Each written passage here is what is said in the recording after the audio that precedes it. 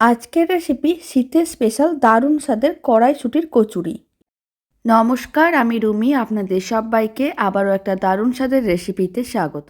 প্রথমে একটা বড় সাইজের মিক্সিং বোল নিয়েছিলাম, তার মধ্যে 500 গ্রাম নিয়েছি ময়দা, অল্প একটু লবণ আর দিয়েছি চিনি, 2 চামচ সাদা তেল। খুব ভালো করে ময়দায় ময়াম দিয়ে দিতে হবে।